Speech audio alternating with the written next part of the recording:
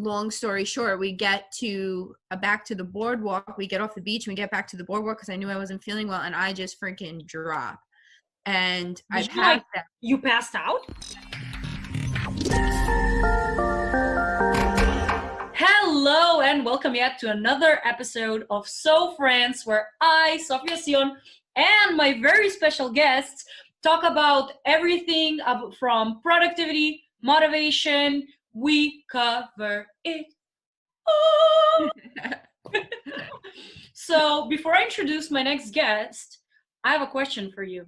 So can you tell me like a situation where burnout really affected your life? Well, yeah, absolutely. First of all, thank you for having me. I'm really excited to be doing this, finally doing this with you. But I will say I started my business. I launched my company back in March of 2020. And instantly I went into overdrive. It was like every moment of every day I had to be working. I was working 15-hour days, 7 days a week, like no exceptions. Anything less like was not good enough. And then July, August rolls around, and I was like not sleeping. I was literally flooded on coffee, was not eating, was losing weight rapidly, not eating at all, just drinking coffee. And I one day decided to go to the beach with my daughter and her dad and my sister. And I'm on the beach for maybe about an hour, and I just started to feel terrible. Long story short, we get to back to the boardwalk. We get off the beach and we get back to the boardwalk because I knew I wasn't feeling well, and I just freaking drop. And I passed out. You passed out? Yeah, I did. I passed out. I woke up, and my sister was like over me, like dumping water on my face, trying to wake me up. And I was just like, oh my gosh, something just happened to me. But then it happened again, and I passed out again.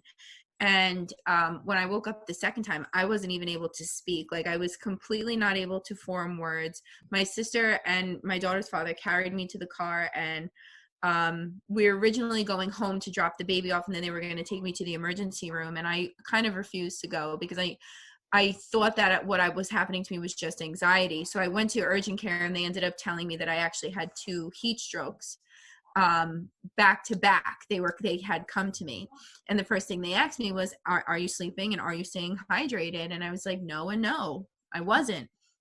And I was telling them that I'm working a lot and I'm drinking a lot of coffee, and they're like, well, this is what happens. And it was at that point where, because the doctor told me, it was like, you do know, like the statistics are really high for people who die of heat strokes, right? Like people die having heat strokes. And I was just like, no, I didn't know that. And like I had 2 back to back. So it was like, it was that moment that I was like, oh my gosh, like how much is this business worth if this is where I'm ending up and this is where I'm getting myself? So I really started to get clear after that, for sure, about what it was going to look like to run a business without burnout mode, because collapsing on the beach was definitely not something that I wanted for myself as a business. So what did you do? What happened after that moment?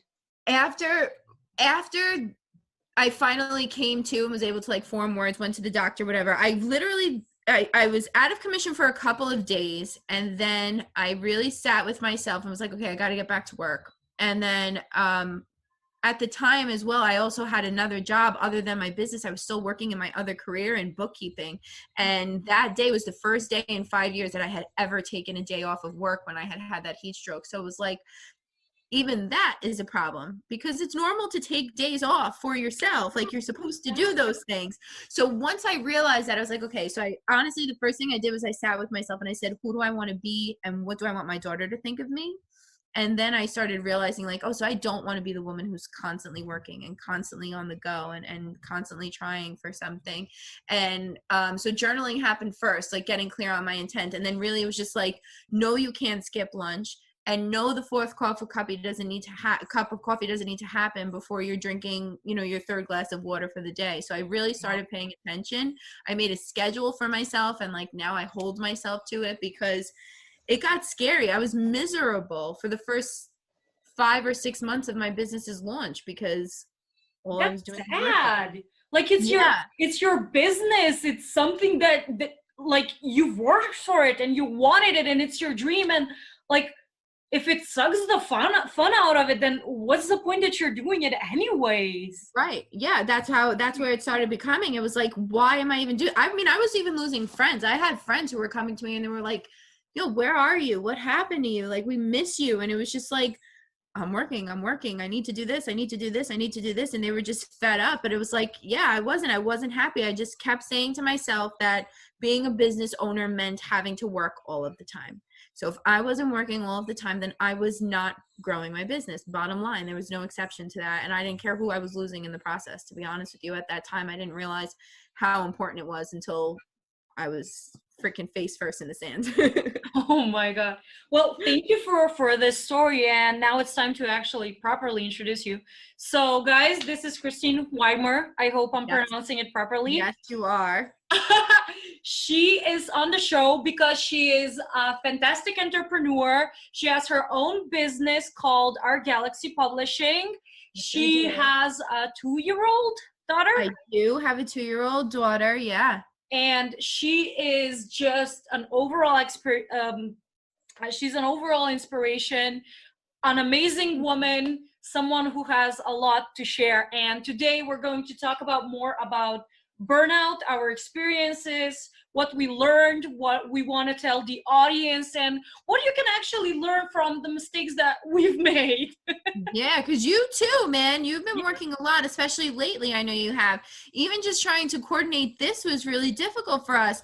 I mean, mostly because we end up getting on the phone with each other and just BSing the whole time and getting nothing done. We're not burning out, we're relaxing. But exactly, yeah, but still, but you have been working a lot lately. Dude, too. I've had 4 meetings just today. Like, yeah, I've been having back-to-back calls from 4 p.m. and it's like, what? It's like 10:30 right now. I've been having back-to-back calls. I haven't had I just had pasta, and I eating pasta because it's, carbs and it's not doing good for your body. Yeah. But man, I haven't been able to cook a meal, and that's failure for me. Like, but the thing is, everyone's like, you're burnt out, and I'm like, I'm not. I am so in love. I am so passionate, so driven about my projects. I literally put it on a piece of paper, and right now I'm working on 9 projects, all of them being big. And there's like 3 companies in it. So, but you also, what I love about you though is that you do know when to take your time too. I do. Like, you let yourself have it. That's the thing. Like, I'm learning. I started off at the age of 16, working like maybe 16 hours a day, maybe. Like, it might be an overstatement, but I remember this one summer, like, I've always been a person who wanted to have it all. Like, have the job, have the boy, have the friends, have everything. Yeah, me too. I get you. Honestly, I could do without the boy, but everything else, yeah, for sure. Oh, come on. You're going to handle that in no time. You're young, you're powerful, and you're smart. What else can a man want? Like, damn straight. Thank you for that. And so there was this one summer, I remember it very, very vividly, where I would wake up at 9 a.m., have the morning meeting to pitch meeting, basically, because I was working as a writer at the time, as a freelance writer. I would have the pitch meeting, go back to bed, wake up at like 1-ish, 2-ish, 3-ish, start working for the things that were supposed to be done by like 4 o'clock, and work, go out at get ready at like 6 o'clock, go out at like 9 o'clock, party till 7 in the morning, sleep till 9, and over and over and over again. And the fun fact is, you can keep that up when you're really, really young. But if you're not careful, when burnout hits you, and it is going to hit you, even if you're 16, it's going to hit you hard. Like, I've had times where I've actually, like I haven't had heat strokes, but I've passed out. Like, it has happened. And the bad thing is, there was also this one situation where I kind of got a disease. I actually got diagnosed with a disease because of stress. Like, stress really, really helped out. And the doctor was like, what the hell are you doing? This is something you can't really see in the body unless you're under a lot of stress. And like, even with my periods, with my PCOS, like, all extremely connected. And there was this one time, like, for me, the problem with relaxing is the fact that I feel guilty when I rest. And that's not a good thing. Yeah, me too. And that's Yeah, not a good thing. yeah.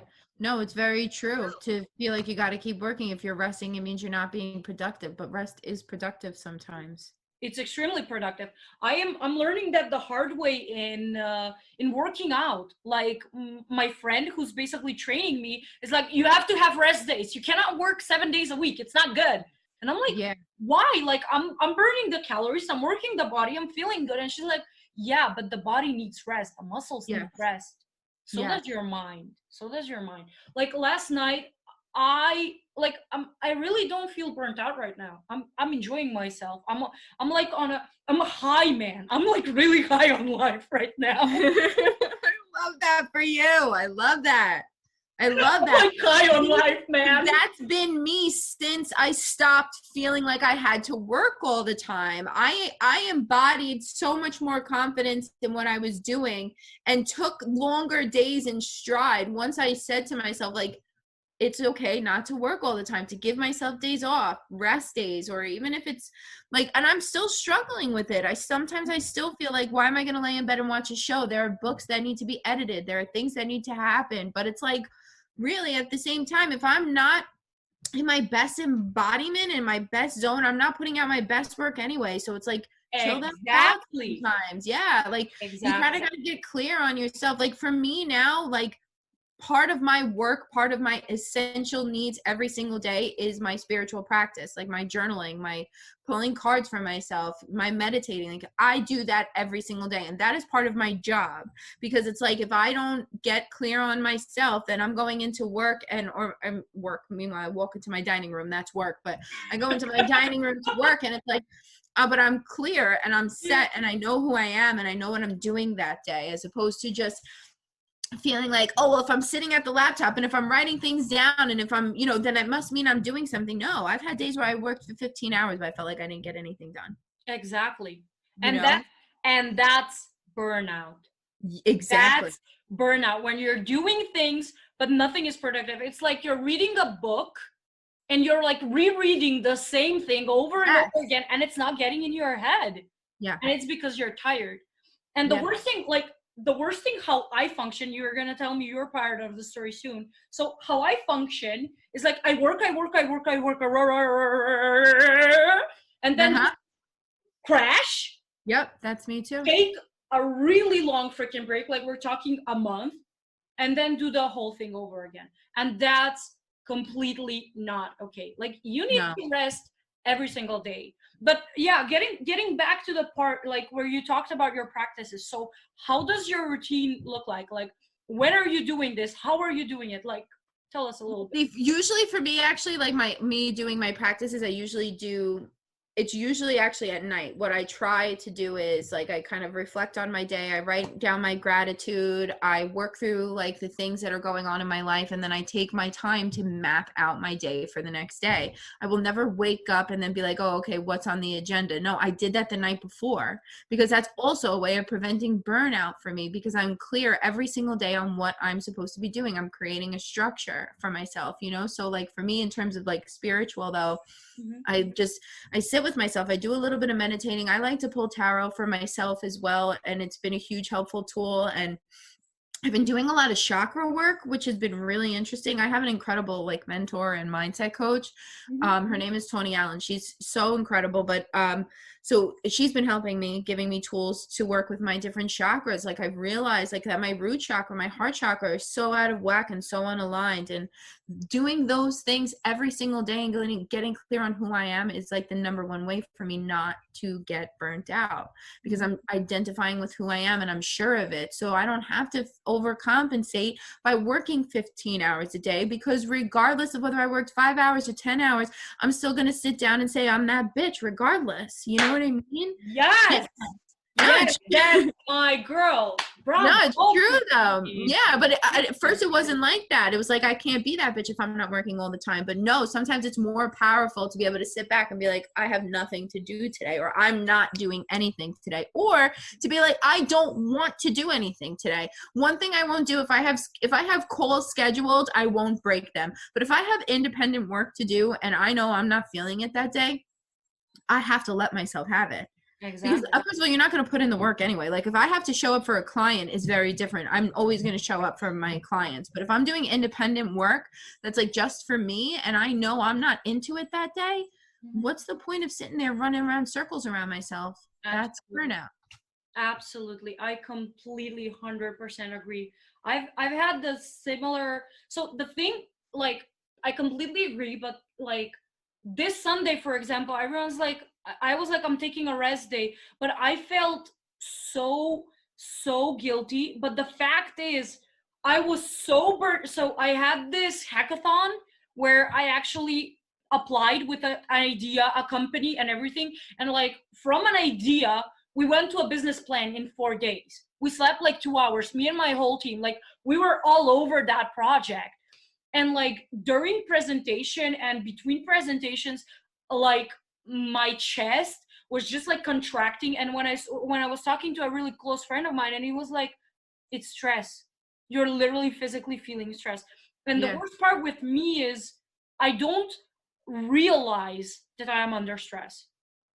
And so I've made it a rule, because like right now we're working from home and everything, but I've made this rule that I work from noon to 8 p.m. unless I have clients. Like then it goes, and today's been really wacky. Like there are days when it's just whack. Like just Yeah, but it's worth it sometimes. Sometimes it's worth it. Sometimes it's worth it to have those days. And then it's super key to take at least 2 days off, because you are going to burn yourself out, and you're not going to be able to help yourself, your clients, or anyone else. Yeah, absolutely. And the most important thing is you need to put yourself first. Like I've always been a person, and I guess you as well, we've always been people who put other people's needs in front of ours. Yeah. And even our companies, even our businesses, like it doesn't work that way. You cannot be the best businesswoman, best entrepreneur, best that bitch without being that bitch. Yeah, it's true though. It's so true. You have to, and you have to kind of take responsibility for that too. Like you do, there is a responsibility in being that bitch. It's not, like there's an embodiment, and there's a lot to take accountability for when you make the decision to go out and to, whether it's for entrepreneurship or just in following whatever your creative or professional venture is. Like for me, it was finding a means between creativity and a professional lifestyle and blending them together. That was really important to me, and I found a way to do it. But like, I didn't have a plan when I went into it. I didn't know what the hell I was doing. You're talking about making business plans in 4 days. My company's been alive and running for a year. I'm just figuring out that I need to make a business plan. But it's like, but see, once again, that's because in the beginning, I was not clear on my intent. I knew I wanted to be a writer. I knew I wanted to help other writers, and I knew I was going to be damn good at it. But I was not clear on what that meant. I knew who I wanted to be, but I wasn't clear on all of the steps that I had to take. So I instantly gravitated towards, oh, well, CEOs work all the time. No, CEOs have schedules. Yeah. CEOs know when they're clocking in and out.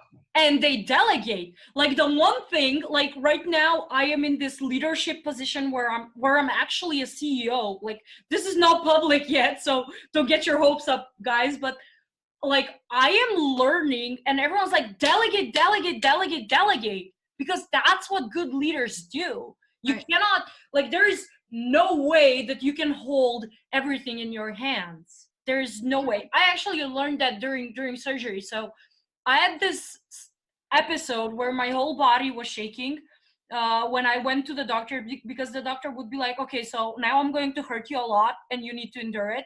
And my body would just like start shaking. And like when I was talking to a therapist, she was like, okay, let's get one thing straight. From what I can see from the conversation, you're a person who wants to hold everything under control.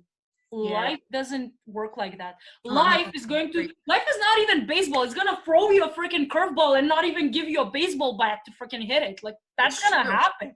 It's so true. That's a good analogy. No, it's so true though. But you know what? And I actually was talking about this on a podcast that I was on a couple of weeks ago, and I felt bad because there was a male and a female on the panel. But in my personal opinion, this is a lot more of a pressured-full situation for women, because we go into any position of power feeling like we have more to prove than a man.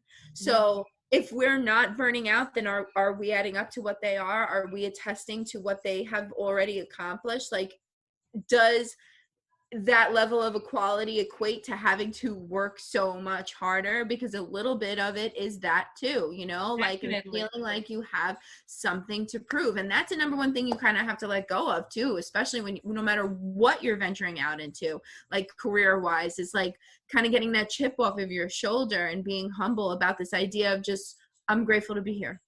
That's number one. I'm just grateful to be here. And then starting to say, like, this is what I want. This is what I see. Who wants to work 12 to 15 hours a day every single day anyway? Nobody. And you're gonna get tired of your own business.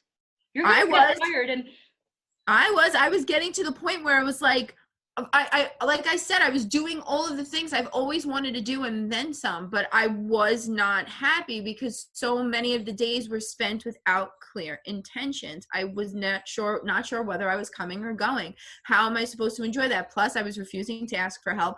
I have a business partner. My best friend of 22 years is the woman that I went into business with. Her name is Lindsay TC. She's my backbone.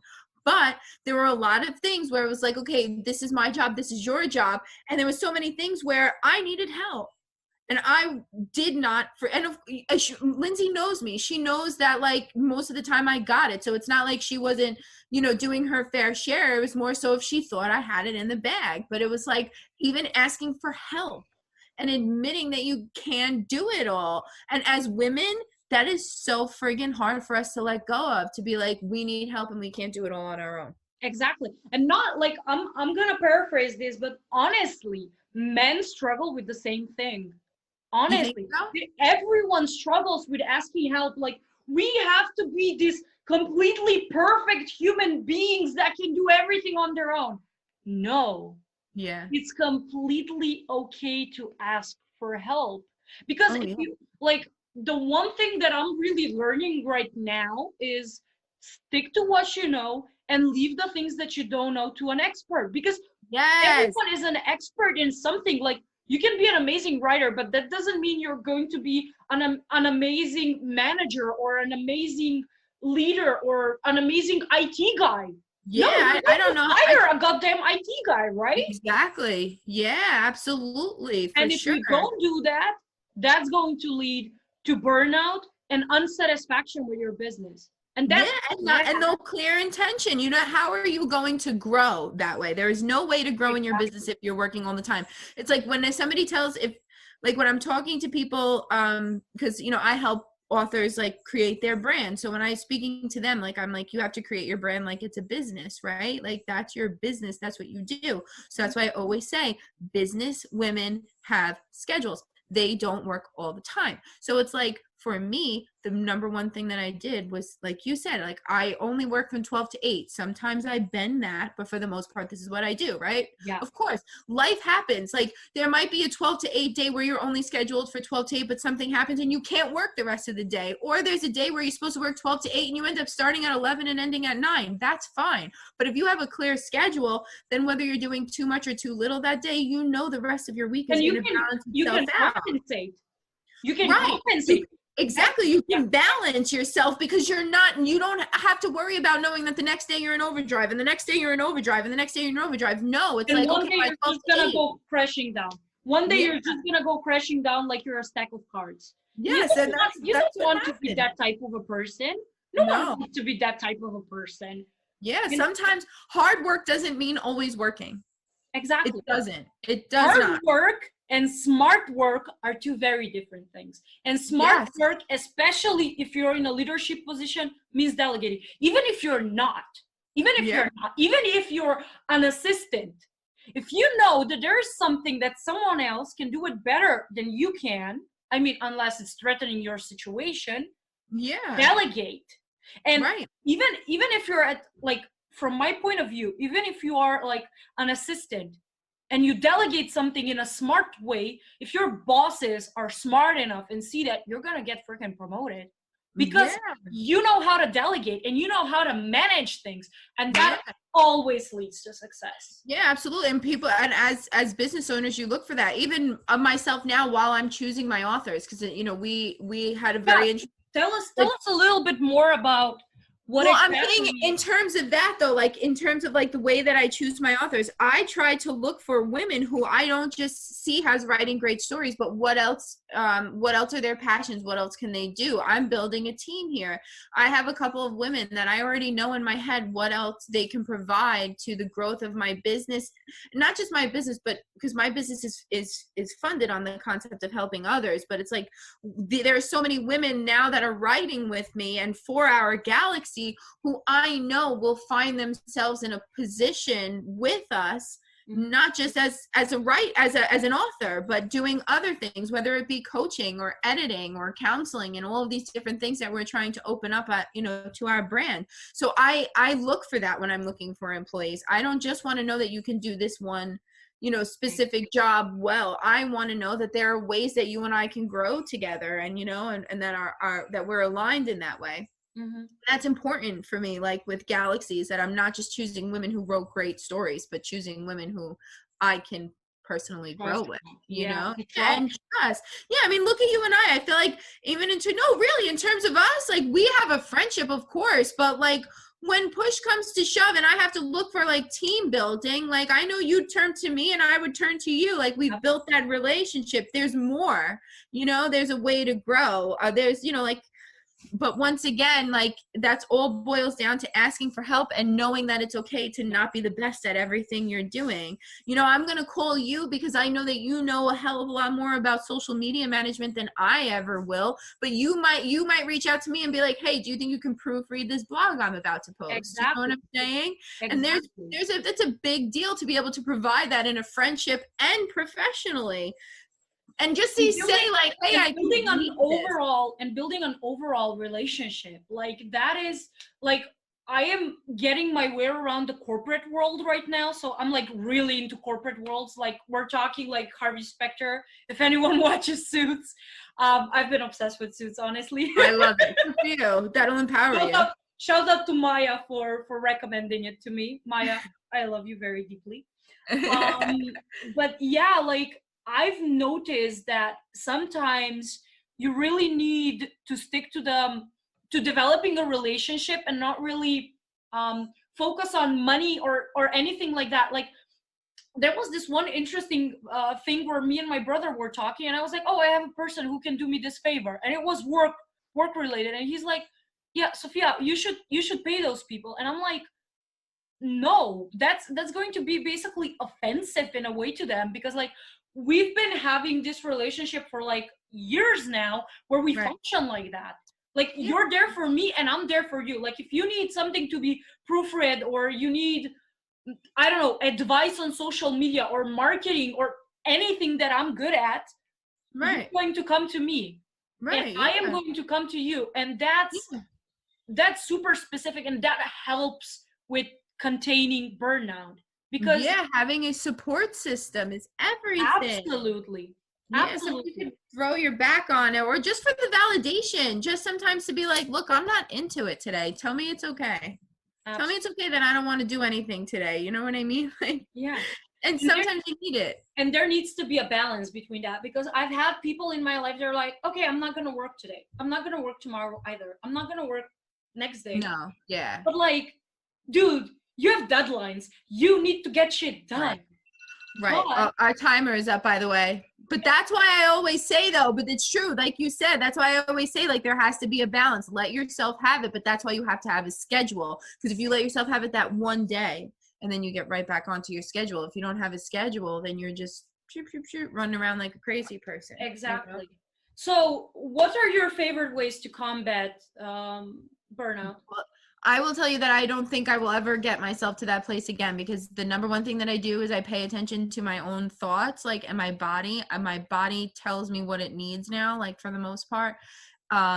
So that's the number one thing is getting clear on the insides of myself, so that I know if I'm doing too much. Always having a schedule, sticking to my schedule, but also knowing that life happens, and whether that means too much is going to be happening in one day, or too little is going to be happening, that's okay too, you know.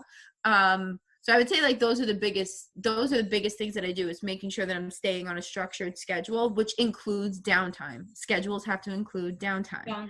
Yeah. And then also, like I said, making sure that I'm paying attention to what my body is telling me. When I need water, did I eat lunch today? Am I putting good food in my body? Am I exercising enough? Am I exercising too much? Really paying attention, like, to what it is trying to say to me when it is, before it's too late. Because now I think about it in retrospect, when I had those 2 heat strokes, my body was giving me all sorts of signs that something was going wrong, and I just was not paying attention. Exactly. I have this, so I've met this guy who worked for DHL. That's that's like UPS in America, basically. Yeah. And we have DHL here. Oh yeah. Oh cool. Yeah. So I really don't like the guy. I really don't even respect him. But there is one thing that I keep telling everyone, and that really left a mark on me. And it's called the 80 versus 20 rule, which we also have it in social media in a way, but it's different.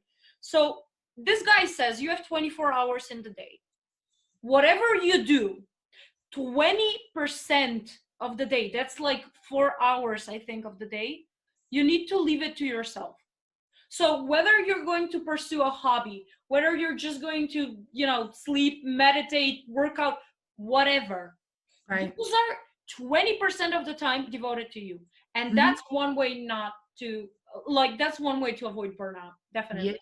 Yeah. I try to do that. I found candles really relaxing, and that's what I do. I really try to get rest on a daily basis, and that's one thing there I completely stopped not prioritizing, and that's sleep. I always said I'm gonna sleep when I'm dead, but reality is I noticed, like, well, I was in America actually working as a hostess. If I didn't get enough sleep, I could literally notice how my brain is not working at full capacity, at full speed. Right. And basically when I came back, actually this year, I have promised myself that I am going to rest on a daily basis. Like, I'm gonna be honest, I'm not the perfect person. Everyone's like, you're a workaholic, and they're saying it like it's a good thing. It's not a good thing. Like, no, it's not. I don't take that as a compliment. I am not dating anyone right now. I am barely seeing or talking to my friends, but I've made a rule once a month to call all my friends, because honestly, being on the top is very lonely. I've experienced that once, and I never want to experience it. I agree. I don't want to be that person. I want to have a career. I want to have a job. I love working. Like, I really, really love it. But it all comes down to that. So, any last words for our listeners? Like, oh my God, this sounded like I'm putting you on the execution board. Any last words? Take your time off. You're allowed to take your time off. And ask Who for cares? help. Ask for help. It's help. Completely okay, and you're supposed to do that. That's and reach out to us if you need us, because we are already burnt out. So why not just put it on us anyway? We're not that burnt out anymore. No, I'm not anymore. I am perfectly well rested in the chaos. Yeah. Sophia, I'm so glad we got to do this. Can we do another one? Of course, yeah. We can join. No, really, we'll plan the next one. But yeah. Just one last thing, you need to tell my listeners, where can they find you, and what exactly what can you help them in Galaxy like that? Well, so Our Galaxy Publishing. So basically we empower women to gain clarity on how to tell their story, and we help them build their author brand without limitations and with full confidence. So if you're looking to publish your book and build your author brand and you're a blooming woman writer, come find us. We're on Instagram at Our Galaxy Co. We're on Facebook at Our Galaxy Co. You can find me on Instagram at Be a Colorful You, or I'm Christine Weimer on Facebook. I'm gonna link everything down. Yeah, or if you go to OurGalaxyPublishing.com, we're actually making a lot of changes, and we're kind of doing a relaunch in a couple of weeks. But we're out here and we're doing our thing, so it's very cool. I'm proud of you. I'm so proud of you. It gets me so exciting when I hear so many women having to tell so many amazing entrepreneurship stories. Yes. And this is why circles like this are so dope. You're going to have to get all your women on here for like a big Zoom conference. I will. I am launching something big. I'm not telling the listeners yet. You know a little bit about it, but yeah. Well, we'll make arrangements. We'll message after this so we can get on Zoom just to BS. But go ahead. For sure. But yeah, anyways, this is it for this week's episode. Christine, I am eternally grateful that we made this happen. We filmed an episode. And if you like this content, share it with all your friends. Like, tell everyone that it's not okay to be burnt out and you need to be rest. And like, screw the world. The world is just gonna put you in that box. But if you decide to be in that box, design the freaking box. Like, damn straight, girl. Put the freaking shape you want. Like, do dots or do pink or don't do pink. Do whatever you want. And share this video, like this video, subscribe to my YouTube channel, catch up with me on Instagram, anywhere. We're going to have so many amazing things happening in 2021, and see you in the next one. Bye. Soph, I love your energy. You're so great.